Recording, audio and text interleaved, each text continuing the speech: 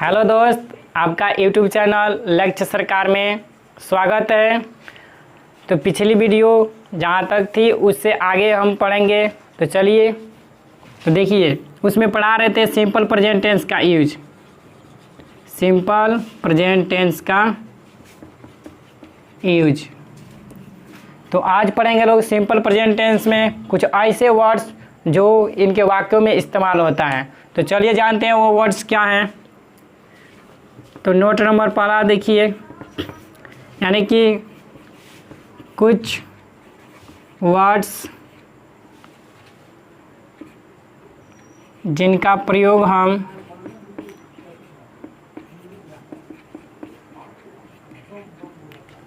Simple present tense के वाक्य में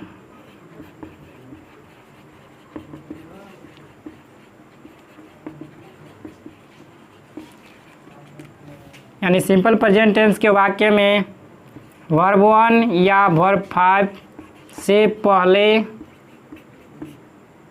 करते हैं।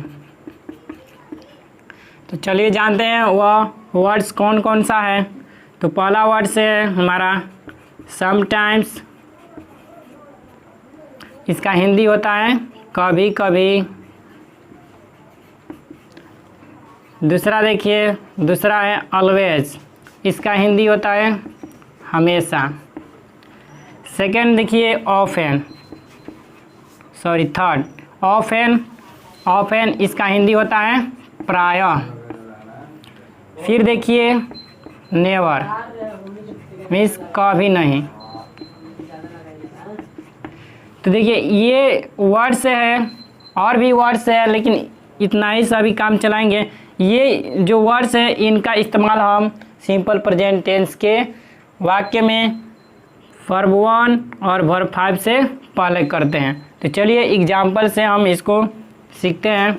देखिए एग्जाम्पल, जैसे he sometimes goes to a school. ये इसका हिंदी होता है कि वह कभी कभी विद्यालय जाता है। तो देखिए हमारा वर्ड्स है, वर्ड है समटाइम्स। तो बताएं कि यह वाक्य में कहाँ यूज होता है। तो वर्ब 1 या वर्ब 5 से पहले यूज होता है। तो यहाँ पे हमारा वर्ब क्या है, वर्ब का 5th रूप है। तो इससे पहले हम समटाइम्स का यूज किए हैं। सेकेंड देखिए, जैसे सी ऑलवेज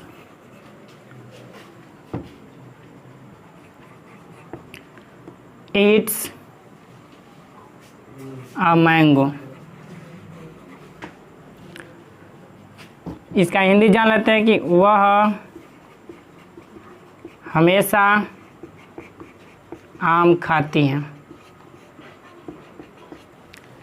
तो देखिए यहाँ पे हमारा वर्ड है ऑलवेज और यहाँ पे क्या है ईट्स। तो ये वर्ब का 5th फॉर्म है। तो इसका यूज कहाँ किए हैं ऑलवेज का, तो वर्ब से पहले। उसी तरह देखिए आई ऑफन टीच इंग्लिश। इसका इंग्लिश क्या हुआ कि मैं, सॉरी इसका हिंदी हुआ कि मैं प्रायः अंग्रेजी पढ़ाता हूँ। तो देखिए यहाँ पे जो ऑफन वर्ड है वह हमारा वर्ब के पहले यूज हुआ है, नहीं यानी कि वर्ब का 1st फॉर्म है तो इसके पहले यूज हुआ है। तो हमें ये याद रखना है कि हाँ समटाइम्स, ऑलवेज, ऑफन या नेवर ये वर्ड्स आए तो हम सिंपल प्रेजेंट टेंस के वाक्य में वर्ब 1 या वर्ब 5 से पहले करते हैं। तो चलिए आगे पढ़ते हैं कि हाँ कुछ और से वर्ड्स हैं जो सिंपल प्रेजेंट टेंस के वाक्य में उसके अंत में लगता है।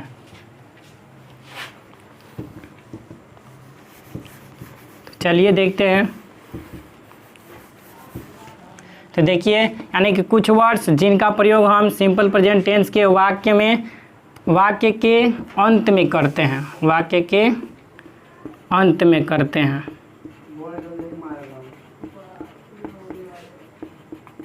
तो देखिए वो वर्ड कौन कौन सा है, तो वो वर्ड है एवरी, इसमें क्या आ जाएगा, जैसे आ जाएगा every day, every month, every year, every week, यानी कि ये वर्ड आएगा तो हम क्या करेंगे, इसका इस्तेमाल सिंपल प्रेजेंट टेंस के वाक्य के अंत में करेंगे। जैसे समय दे दिया, टाइम, यानी जैसे घड़ी का टाइम, घड़ी का समय, तो इसमें क्या लिखेंगे, at dot dot o'clock, नहीं जैसे कोई टाइम लिखना है तो यहाँ पे लिखेंगे। फिर जैसे और भी दिन तारीख दे दिया, दिन तारीख, तो इसके लिए हम क्या यूज करेंगे, ऑन या ऑन मंडे, तो इसका अर्थ हुआ सोमवार को। तो चलिए इसको एग्जाम्पल से समझते हैं। जैसे he goes to market every week, तो इसका हिंदी भी जान लेते हैं कि वह प्रत्येक सप्ताह को बाजार जाता है। तो हमारा वर्ड्स क्या है, एवरी वीक, नहीं एवरी, तो इसका इस्तेमाल कहाँ हुआ है, तो वाक्य के अंत में हुआ है। और देखते हैं, जैसे लिखते हैं she gets up in the morning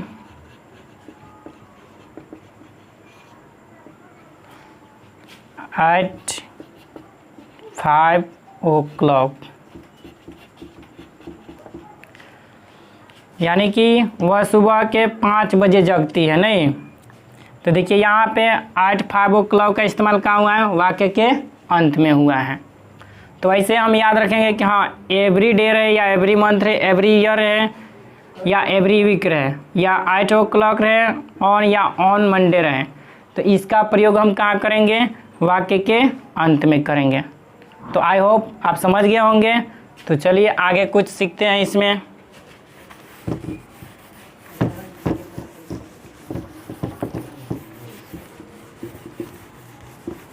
चलिए इसमें अब हम सिंपल प्रेजेंट टेंस का निगेटिव सेंटेंस देखते हैं।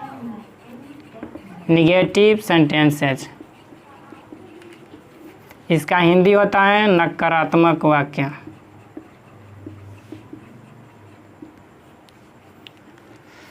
इसका स्ट्रक्चर जान लेते हैं।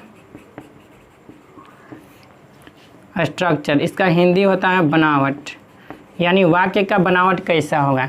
तो सबसे पहले होगा सब्जेक्ट, उसके बाद इसको निगेटिव बनाने के लिए हम हेल्पिंग वर्ब के रूप में लेते हैं डू या does plus not plus verb का फर्स्ट फॉर्म यूज करते हैं, उसके बाद ऑब्जेक्ट एंड फुल स्टॉप। तो देखिए यहाँ पे डू नॉट का प्रयोग हम किसके साथ करेंगे और डज नॉट का प्रयोग किनके साथ करेंगे। तो ये बहुवचन सब्जेक्ट के साथ करेंगे और ये एक वचन सब्जेक्ट के साथ करेंगे। तो देखिए डू नॉट का प्रयोग हम बहुवचन सब्जेक्ट के साथ करेंगे और डज नॉट का प्रयोग एक वचन सब्जेक्ट के साथ। तो जान लेते हैं कि कौन कौन सा बहुवचन सब्जेक्ट है। देखिए जैसे हो गया I, we, you, they, boys, girls, cats, dogs, या दो व्यक्तियों का नाम जैसे राम एंड श्याम। कहने का मतलब है कि अगर सब्जेक्ट बहुवचन हो तो उसके साथ हम डू नॉट का यूज करेंगे, और जब हमारा सब्जेक्ट एक वचन जैसे he, she, it, boy, girl, cat, dog, या कोई नाम रहे अकेला, जैसे राम, तो अगर हमारा सब्जेक्ट एक वचन रहेगा तो उसके साथ हम किसका प्रयोग करेंगे? डज नॉट का प्रयोग करेंगे। तो चलिए इसका यूज करके देखते हैं निगेटिव सेंटेंस में। तो आइए एग्जांपल लेते हैं। जैसे लिखते हैं ही do not eat a mango. तो देखिए हमारा सब्जेक्ट यहाँ पे क्या है? एक वचन है। और यहाँ पे जो हम हेल्पिंग वर्ब यूज किए हैं तो क्या यूज किए हैं? डू यूज किए हैं। तो देखिए हमारा हेल्पिंग वर्ब ही है, तो ही के साथ हम क्या यूज करेंगे? डज नॉट का यूज करेंगे। जबकि यहाँ पे क्या यूज हुआ है? Do not. ये एक वचन है और ये क्या है? बहुवचन। तो अगर इस तरह एक वचन सब्जेक्ट के साथ अगर बहुवचन वर्ब लगाते हैं तो हमारा सेंटेंस क्या हो जाएगा? रॉन्ग हो जाएगा, यानी कि गलत हो जाएगा। इसलिए यहाँ पे हम डू नॉट नहीं लगाएंगे, बल्कि क्या लगाएंगे? यहाँ पे हम डज नॉट लगाएंगे। क्या लगाएंगे? Does not. उसी तरह देखिए एक और, जैसे I does not teach him. और यहाँ पे देखिए जैसे आई है तो आई के साथ हमको क्या यूज करना है? डू नॉट यूज करना है। जबकि मैंने यहाँ पे क्या यूज किया है? डज। तो इसलिए ये क्या हो जाएगा? रॉन्ग हो जाएगा। क्या हो जाएगा? रॉन्ग। तो सही क्या होगा? I do not teach him. I hope आप समझ गए होंगे कि हाँ, अगर ये बहुवचन सब्जेक्ट आएगा तो उसके साथ हम डू नॉट का यूज करेंगे, और एक वचन सब्जेक्ट आया तो उसके साथ हम डज नॉट का यूज करेंगे। तो चलिए आगे सीखते हैं इसमें। और ये जो सब्जेक्ट है इसको याद कर लेना है कि हाँ, जो सब्जेक्ट है हमारा, ये सब्जेक्ट के साथ हम कौन सा हेल्पिंग वर्ब यूज करेंगे और ये सब्जेक्ट के साथ कौन सा हेल्पिंग वर्ब, ताकि आपको अगर ट्रांसलेशन भी बनाते हैं तो उस वहाँ पर ये बहुत हेल्पफुल होगा। साथ ही साथ आपको ग्रामर में ये बहुत हेल्पफुल रहता है। तो चलिए आगे देखते हैं। देखिए अब निगेटिव सेंटेंस पढ़ा दिए हैं, इसके बाद इंट्रोगेटिव सेंटेंस पढ़ते हैं। तो चलिए देखते हैं इंट्रोगेटिव सेंटेंस।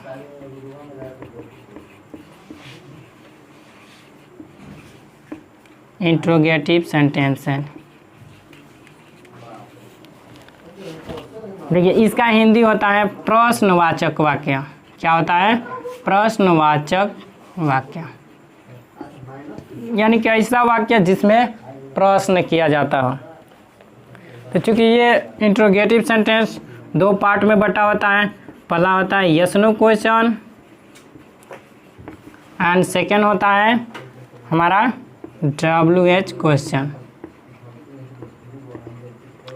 तो WH क्वेश्चन के बारे में हम आगे पढ़ेंगे। सबसे पहले हम यस नो क्वेश्चन के बारे में पढ़ते हैं, ठीक है। तो यस नो क्वेश्चन यानी कि वैसा क्वेश्चन जिसका आंसर हम यस नो में दे सकते हैं, उसे हम यस नो क्वेश्चन कहते हैं। जैसे कोई सवाल करेगा आपसे, क्या तुम पढ़ते हो, तो उसका जवाब क्या आएगा? अगर आप पढ़ते हैं तो उसका जवाब देंगे कि हाँ, अगर नहीं पढ़ते हैं तो उसका जवाब क्या आएगा? नहीं। तो आई होप आप समझ गए होंगे कि यस नो क्वेश्चन क्या है। और इसका जो वाक्य होता है हिंदी में वो क्या से शुरू होता है। किससे शुरू होता है? क्या शब्द से। तो चलिए इसका स्ट्रक्चर जान लेते हैं क्या होता है। तो देखिए जो हेल्पिंग वर्ब होता है डू या डज, तो उसको हम शुरू में कर देते हैं, उसके बाद हम क्या लगाएंगे? सब्जेक्ट।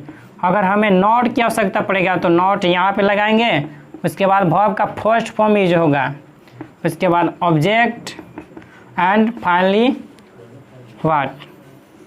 और यहाँ पे देखिए डू और डज का जो हिंदी होगा वो क्या होगा? डज का भी क्या होगा और डू का भी क्या होगा, ठीक है। तो चलिए एग्जाम्पल से समझते हैं। जैसे लिखते हैं डू यू रीड इंग्लिश, यानी इसका हिंदी क्या हुआ कि क्या आप अंग्रेजी पढ़ते हैं। अगर आप पढ़ते होंगे तो इसका आंसर क्या आएगा, यस। अगर नहीं पढ़ते हैं तो इसका आंसर क्या आएगा, नो। उसी तरह चलिए यहाँ पे देखते हैं, does she go to school. देखिए यहाँ पे अगर हम गोज लगा देते हैं तो हमारा ये जो सेंटेंस है वह क्या हो जाएगा, रॉन्ग हो जाएगा, क्योंकि यहाँ पे हमें केवल वर्ब का फर्स्ट फॉर्म ही यूज करना है। तो इसलिए यहाँ पे भूल कर भी वर्ब का फिफ्थ फॉर्म नहीं लगाना है, ठीक है। तो ये इसका हिंदी क्या होगा, क्या वह स्कूल जाती हैं। तो ये हमारा हुआ यस नो क्वेश्चन। अगर इसमें नॉट का यूज करना है तो कैसे यूज करेंगे, देखिए, डू दे नॉट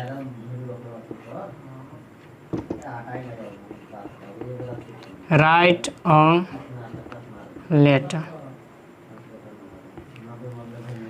यानी कि वे लोग पत्र नहीं लिखते हैं। यहाँ पे देखिए, चूँकि ये बहुवचन के साथ है तो यहाँ पे बहुवचन ही लगा देते हैं, लेटर्स हो जाएगा, नहीं, do they not write letters. Okay, इसका हिंदी हुआ, क्या वे लोग पत्र नहीं लिखते हैं।